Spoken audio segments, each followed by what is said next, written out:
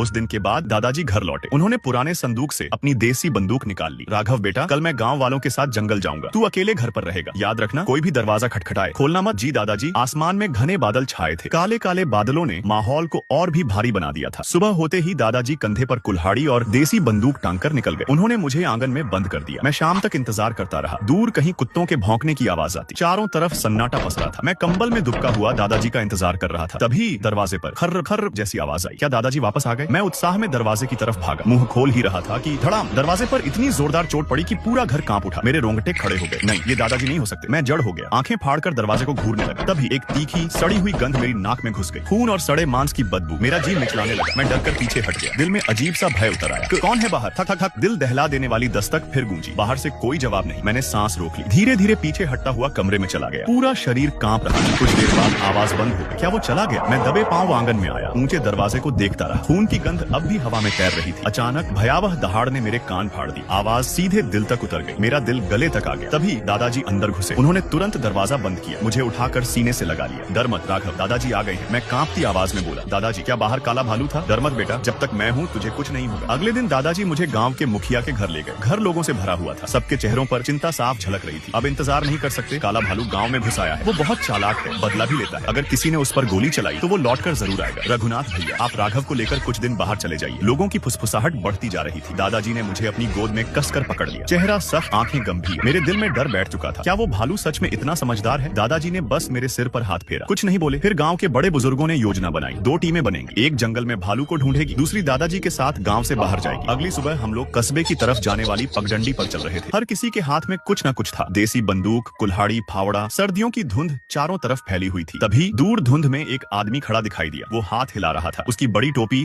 आधा चेहरा ढके हुए थी। आगे कोई खड़ा है, कहीं वो भालू तो नहीं? इतने लोग हैं, पास नहीं आएगा। टोपी पहनी है, आदमी ही होगा। बात तो सही थी, लेकिन सब ने अपने हथियार कसकर पकड़ लिए। कोई आगे जाकर देखे, सब एक दूसरे को देखने लगे। किसी की हिम्मत नहीं हुई। पहले आवाज लगाओ। हाँ, पूछो कौन है? अरे सामने वाले। किस गांव के हो? कई बार पुकारा, कोई जवाब नहीं। वो साया बस हाथ हिलाता रहा। धुंध में वो दृश्य और भी डरावना लग रहा था। वो रास्ते के बीचों बीच खड़ा था। हम उसे पार नहीं कर सकते थे। अब क्या करें? दादाजी, रघुनाथ जी गहरी निगाहों से उस साये को घूर रहे थे। उनकी भौहें सिकुड़ी हुई थी। धीरे से खुद से बोले, इतने लोगों की आवाज सुनकर भी भागा नहीं, ये साधारण बात नहीं है।